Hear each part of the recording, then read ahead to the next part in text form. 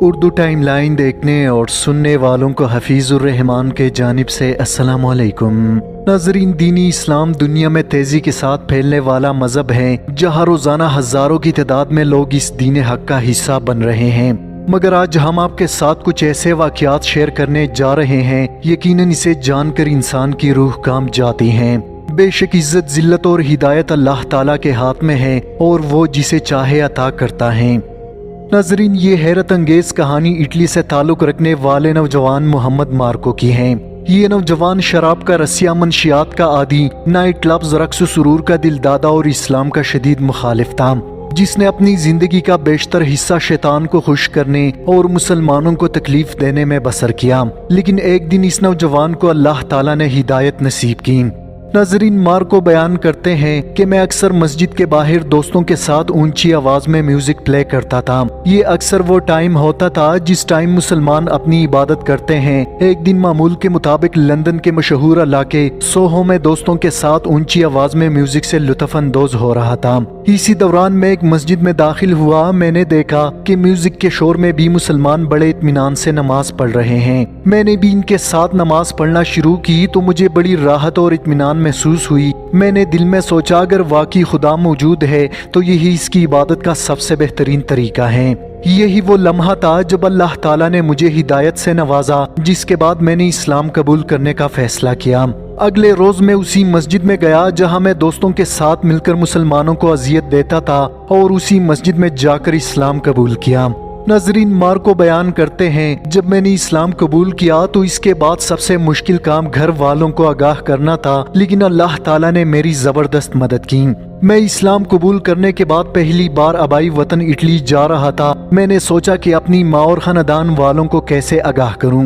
پھر اللہ نے میری ذہن میں ایک ترکیب ڈالی۔ میں نے والدہ سے کہا اگر آپ کا بیٹا شراب نوشی، منشیات اور سگریٹ پینا چھوڑ دے، کسی عورت پر تشدد نہ کرے، جتنی بار عبادت کرتا تھا اس سے زیادہ کرے، راتوں کو نائٹ کلب جانا چھوڑ دے، فحاشی کے اڈوں کو خیرآباد کہے، مافیا سے اپنی راہیں جدا کر لے، تو آپ اپنے بیٹے کے بارے میں کیا کہیں گی؟ جس کے جواب میں امی کا چہرہ کھل اٹھا، مجھے بوسہ دیا اور کہا اگر واقعی میرا بیٹا یہ سب کام چھوڑ دے تو یہ میری زندگی کا سب سے خوشائن دن ہوگا۔ مارکو نے کہا اگر آپ کا بیٹا پہلے سے بھی زیادہ آپ کا احترام کرے، اپنی گرل فرینڈ کی وجہ سے آپ سے لڑنا تو دور بلکہ آپ کو اپنی پلکوں پر بٹھائے تو آپ کیسا محسوس کریں گی؟ ناظرین، مارکو بیان کرتے ہیں میری منہ سے یہ الفاظ سن کر میری والدہ حیران تھی اور کہا میں تو یہی چاہتی ہوں۔ میں نے فوراً کہا اب آپ کا بیٹا ایسا ہی کرے گا کیونکہ آپ کا بیٹا مسلمان ہو چکا ہے۔ یہی اسلام کے تعلیمات ہے جہاں بیوی یا گرل فرینڈ کی وجہ سے ماں باپ کی نافرمانی کرنا حرام اور عظیم گناہ ہے۔ مارکو نے اسی طرح اپنی ماں کو راضی کیا اور اپنا نام محمد مارکو رکھ لیا۔ اس کا کہنا ہے کہ میرا اپنی ماں اور سب کو یہی پیغام ہے کہ دنیا کی عیاشی میں کچھ نہیں رکھا۔ میں نے اللہ کی فضل سے سب کچھ چھوڑ دیا ہے، اب یہی کوشش ہے اور اللہ تعالیٰ سے التجا کرتا ہوں کہ دور جاہلیت میں جو سیاہ کاریاں مجھ سے ہوئی وہی اللہ تعالیٰ مجھے معاف کریں۔ ناظرین، قبولی اسلام کا یہ دوسرا سچا واقعہ ایک ایسے انسان کا ہے جس نے اسلام کی دشمنی میں ہر حد کو پار کیا، جس نے اللہ تعالیٰ کا گھر بھی شہید کیا۔ یہ واقعہ بابری مسجد کو شہید کرنے والے RSS کے غنڈے بلبیر سنگھ کا ہے۔ بلبیر سنگھ ان افراد میں شامل تھا جس نے بابری مسجد کو شہید کرنے کے لیے پہلی کودال چلائی، مگر بے شک اللہ تعالیٰ ظلم کرنے والوں کا ساتھ کبھی نہیں دیتا۔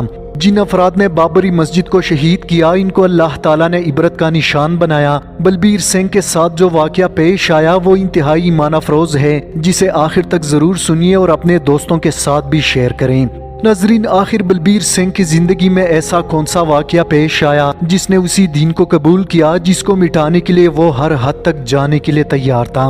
جبکہ اتنا ہی نہیں، اس نے قبول اسلام کے بعد پورے ہندوستان میں 100 مساجد تعمیر کرنے کا فیصلہ کیا۔ بلبیر سنگھ اپنا واقعہ کچھ یوں بیان کرتے ہیں کہ مجھے اسلام اور مسلمانوں سے شدید نفرت تھی، جبکہ اسی نفرت نے مجھے مسلمانوں کے تاریخی بابری مسجد کو شہید کرنے پر مجبور کیا۔ میں نے دوستوں کے ساتھ اس تاریخی مسجد کو شہید کیا، مگر اس کے کچھ ماہ بعد میری طبیعت خراب ہونے لگی۔ میرے وہ دوست جو بابری مسجد کو شہید کرنے آئے تھے، ان میں سے اکثر کی خوفناک موت نے انتہائی حیران کیا۔ ان کی اچانک موت انتہائی بھیانک تھی۔ ان میں سے بیشتر دوست لقمہ اجل بنے، جبکہ کچھ افراد ذہنی توازن کھو بیٹھے۔ میرا ایک اور قریبی دوست جس نے گٹر کا پانی پی کر خودکشی کی۔ یہ کوئی اتفاق نہیں تھا، بلکہ خدا کی طرف سے بابری مسجد کو شہید کرنے کی سزا تھی۔ بلبیر سنگھ مزید بیان کرتے ہیں، اس دوران میں شدید ٹینشن اور ذہنی تناؤ کا شکار تھا۔ مجھے محسوس ہو رہا تھا کہ اب اگلی باری میری ہے اور مسلمانوں کا خدا مجھ سے بدلہ ضرور لے گا۔ مجھے رات کو انتہائی ڈراونے خواب آتے تھے، جس کی وجہ سے میں نے سونا چھوڑ دیا تھا۔ میں نے تمام دوستوں اور رشتہ داروں سے ملنا چھوڑ دیا۔ میری زندگی بد سے بدترین ہوتی چلی گئی۔ جب ہم بابری مسجد کو شہید کرنے نکلے تو میرے دل میں عجیب قسم کا خوف تھا، لیکن باوجود اس کے ہم نے بابری مسجد کو انتہائی بے دردی سے شہید کیا۔ اس اقدام پر میرے والد مجھ سے شدید ناراض تھے۔ جب ہم نے بابری مسجد کو شہید کیا اور واپس لوٹے تو ہمارا استقبال ایک ہیرو کی طرح کیا گیا، مگر والد مجھ سے شدید ناراض تھے۔ اس نے مجھے گھر سے نکال دیا۔ میں گھر سے چلا گیا، جبکہ 2 ماہ بعد مجھے پتا چلا کہ میرے والد کا انتقال ہو چکا ہے۔ ناظرین، بلبیر سنگھ بیان کرتے ہیں کہ بابری مسجد اور والد کے انتقال نے مجھے شدید صدمے سے دوچار کیا۔ میری زندگی میں کچھ بھی اچھا نہیں تھا، بس ایک زندہ لاش کی طرح گلی محلوں میں بھٹکتا رہتا تھا۔ مجھے ہر قدم اور ہر لمحے ایسا محسوس ہوتا جیسے کوئی انجانی طاقت میرا پیچھا کرتی ہے۔ بے چینی اور خوف اس قدر بڑھ چکا تھا کہ اس کا کوئی علاج ممکن نہیں تھا۔ اس دوران مجھے ایک اور شدید حیرت کا جھٹکا لگا جب مجھے معلوم ہوا کہ میرا قریبی دوست یوگیندر پال، جو بابری مسجد کے انہدام کے وقت میرے ساتھ شریک تھا، وہ مسلمان بن چکا ہے۔ جب میں اس سے ملنے گیا تو اس نے مجھے بتایا کہ بابری مسجد شہید کرنے کے بعد اس کی حالت انتہائی خراب تھی، اس لیے اپنے بے چینی کو آرام میں تبدیل کرنے کے لیے اسلام قبول کیا۔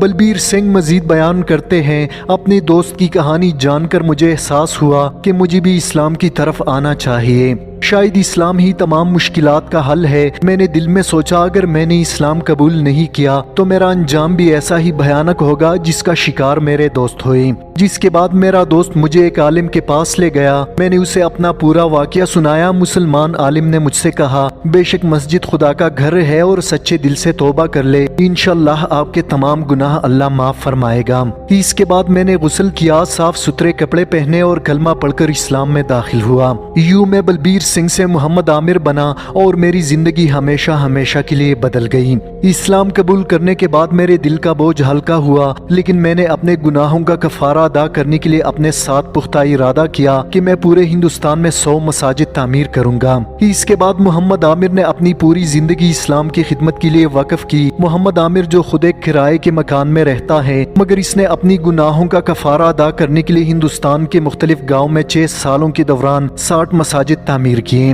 جبکہ محمد عامر کہتے ہیں، میں اس وقت تک جینا چاہتا ہوں جب تک 100 مساجد تعمیر کر کے اپنے گناہوں کا کفارہ ادا کر سکوں۔